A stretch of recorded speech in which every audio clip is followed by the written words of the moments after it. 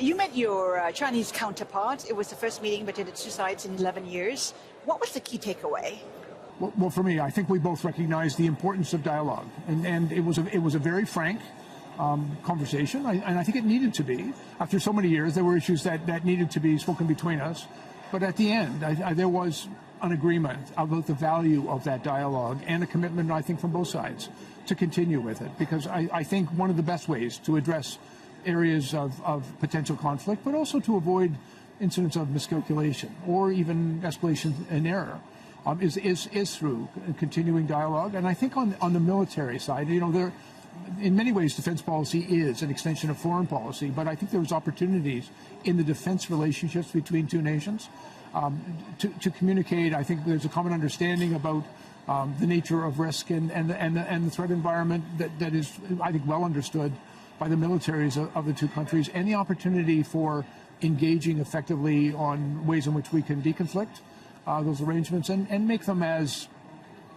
frankly, collaborative as possible under various circumstances is really important. Canada remains the only NATO member without a plan to get to 2% of GDP when it comes to defense spending. You've lamented about how difficult it is to convince your colleagues, Canadian lawmakers. Can I be very, very clear? My main job is to convince Canadians that there are many demands on their very hard-earned tax dollars on issues of affordability, housing, healthcare, a wider range of very legitimate concerns that our citizens and every country's citizens have.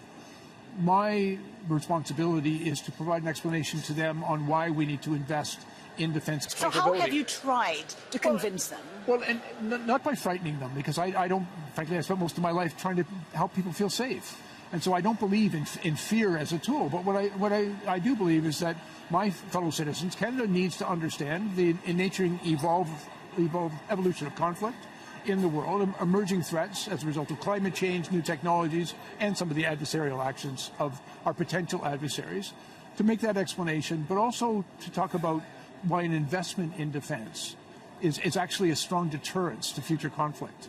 And I think if you want to prevent a war, you prepare to fight it. And so making those investments, that has been my job. And we've been working very hard on that. And frankly, I want to share with you as well, I think we're on a very strong upward trajectory of defense spending. We've just released our defense policy update. We are making very significant new investments in defense. I've got a lot of work to do, but all of the things that we've articulated in our defense policy, the things that we must do in underwater surveillance and integrated air and missile defense, this very significant investments we're making in our Canadian Armed Forces in Canada, in our far north, on the North American continent, but also around the world in support of NATO and in the Indo-Pacific. All of those things must inevitably take us well over 2% in our domestic spending on defense. But it's also important for me to be able to articulate to my countrymen that why these investments are necessary, but also that we will spend their hard-earned tax dollars wisely. And one of the great challenges of every defense minister is not just getting the money, but spending the money. And I need to be able to make the case of not just what we have to acquire, but why. And why those investments are going to create a safer, more prosperous country and enable us to defend Canada, but also to uphold our obligations to our allies. You talk about getting the job done. Canada committed to 2% of GDP to defense, first in 2006, then again in 2014, and then again in 2023. Realistically, when will you get to 2%? I'm very confident. First of all, under the budget that we've just introduced in our parliament, that brings me to 1.76 by 2029. But I also identified in my policy update there are some additional things not yet fully funded. I can't put anything in my policy until I've secured the funding, but I've made it very clear in that policy update there are some things that I've not yet completed the job of securing the funding for. I've got my people working right now, and I've got some work to do to bring an answer to that question.